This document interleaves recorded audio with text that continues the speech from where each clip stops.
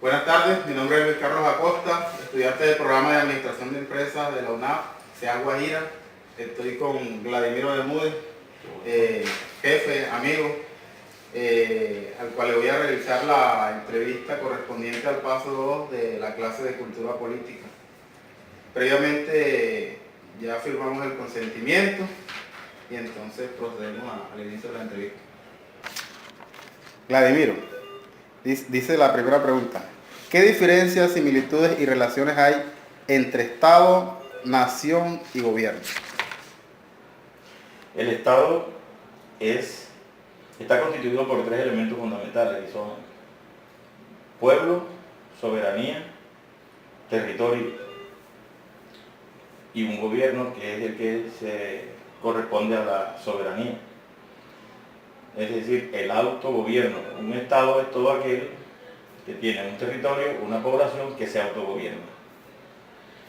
La nación es una población en un territorio que puede estar definido jurídicamente como una república, como un estado, estado-nación.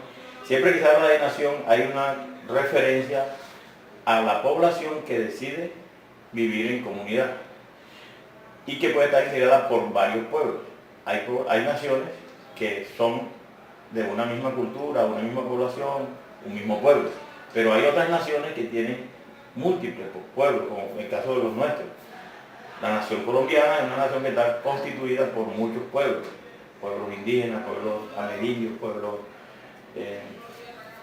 los criollos, todas las razas y culturas que se conjugan en un territorio, que deciden vivir juntos y que tienen una organización social y un Estado, son nación. La otra era Gobierno. Gobierno. El gobierno es el aparato estatal y que está representado por, dependiendo de la característica de la forma de gobierno, pues con todas las instituciones que administran el Estado. El gobierno, fundamentalmente, nosotros en el lenguaje coloquial decimos, gobierno es el ejecutivo, que eso es una rama del poder, esa es una rama solamente. Normalmente decimos el gobierno de Colombia es el presidente, sus ministros, pero el gobierno es todo, porque todo el aparato realmente ejerce la soberanía y el poder de que hablábamos cuando definíamos Estado. Ok. Ya hablabas algo ahí de cultura. La segunda pregunta dice: ¿qué diferencias, similitudes y relaciones hay entre participación política y democracia? Participación política y democracia. Sí.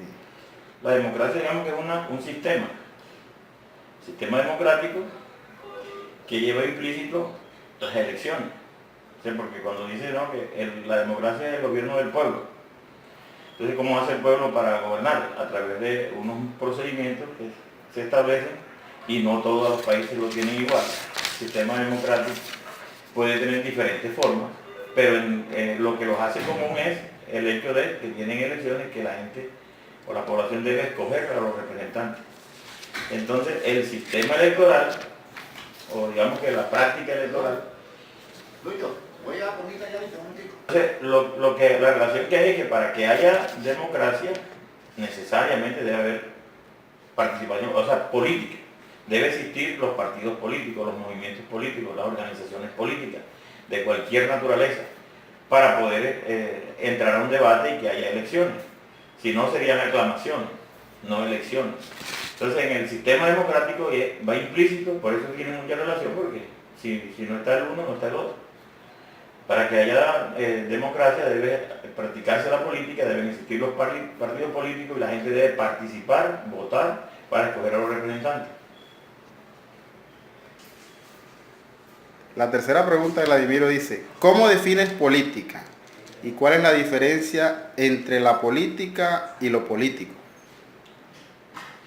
Para definir la política, primero hay que remitirte a los conceptos básicos, fundamentales, para comprenderla bien, porque mucha gente asocia la política simplemente al ejercicio de la actividad política electoral.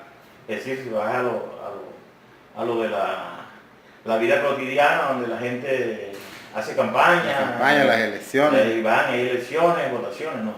La política es mucho más amplia y es algo mucho más complejo, incluso para definirlo. Pero podemos partir de elementos básicos, como te digo, fundamentales, que son el hombre.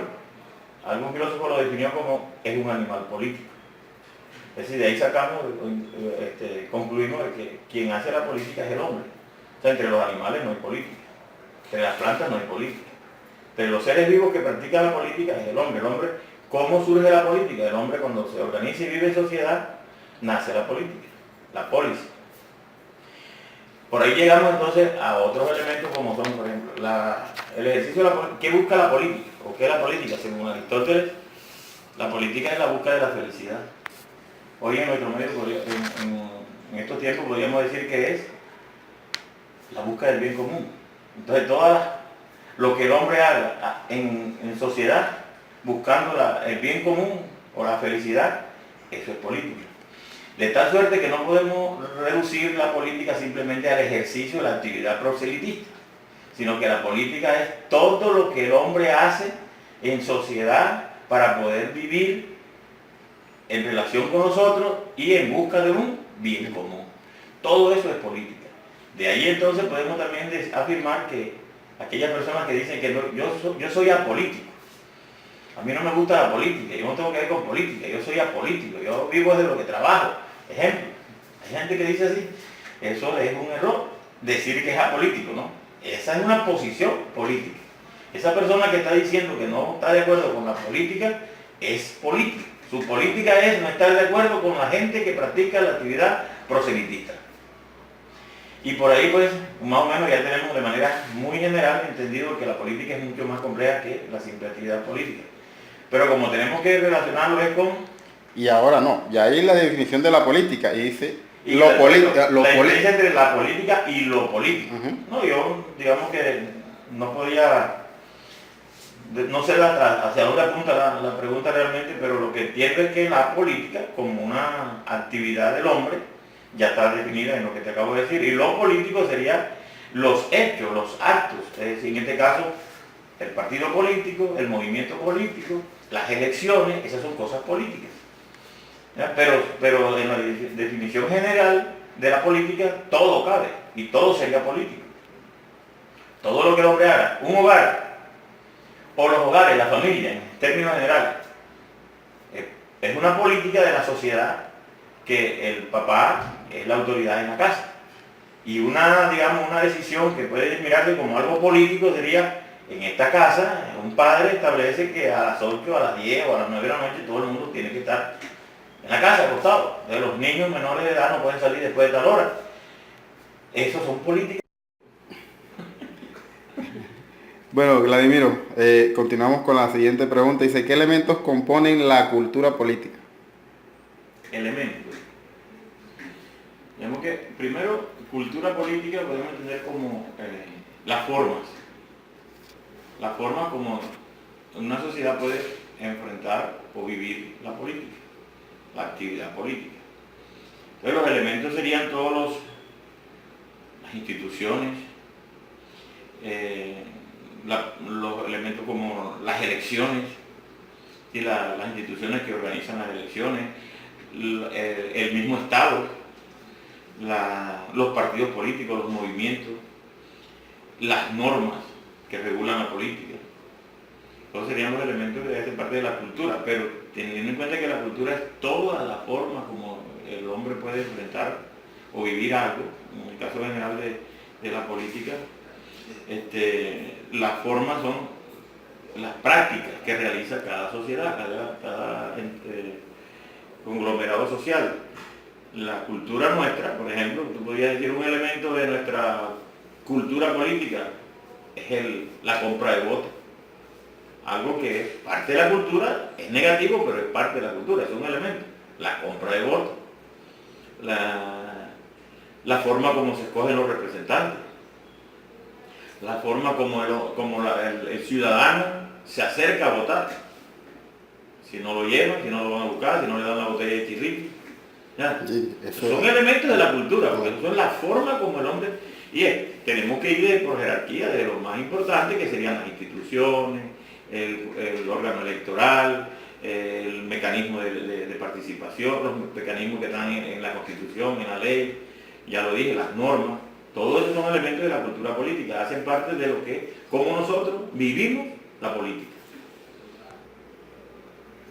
Bueno, y vamos con la última pregunta que dice, ¿qué elementos involucra el ser ciudadano y cómo definirías los derechos y deberes del ciudadano?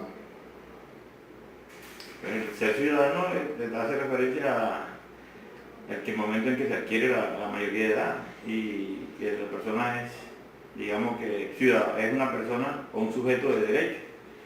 Y pues los elementos serían la edad, el que la persona tenga conciencia, por ejemplo, una persona que sea un demente no puede participar, digamos, en elecciones para señalar alguna particularidad.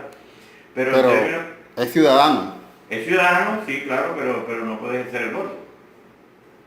O sea, tú llevas a un demente a votar, seguro que no sabe ni por qué va a votar. Pero tiene ya la cédula. La persona que tiene el derecho, que es sujeto de derecho, tiene la mayoría de edad, lo que cumple es la edad. Nosotros, los derechos que estamos, digamos que podríamos esbozar aquí, serían todos los derechos políticos de las personas. Las personas cuando tienen mayoría de edad tienen la cédula que los reconoce como ciudadanos, ¿verdad? Pero esos derechos se les pueden quitar mediante un proceso de demanda, ¿ya? Que sea sancionado por la ley penal. Usted no puede ejercer algunas funciones o algunos derechos que tiene porque está suspendido. ¿Qué más? ¿El otro? No, ya ¿cómo definiría los derechos y deberes del ciudadano? Los deberes, sí, importantísimo el deber. El deber, porque en Colombia el voto es un derecho y es un deber. No es una obligación. O sea, no existe el voto obligatorio. Pero los derechos, pues están todos los que están en la Carta Magna, las leyes, y los deberes también están algunos plasmados en nuestra Constitución. Y en torno al contexto que es lo político, el ciudadano tiene el deber de participar. Además de que tiene un derecho, tiene un deber de participar, de definir los destinos y el rumbo de su país, incluso de su localidad. Sé que eso sería lo que podíamos enmarcar ahí, pero los derechos son muchísimos. Y los deberes también, son muy generales, muy extensa la lista que pudiéramos señalar de deberes. Pero me imagino que lo están contextualizando al tema político. Sí. Bueno, muchas gracias. Yo no dije la introducción, pero por la terminología y la forma como se expresa ya ustedes podrán determinar que mi jefe es abogado. Entonces, como un detalle adicional ahí. Gracias, Vladimir. Bueno, bien.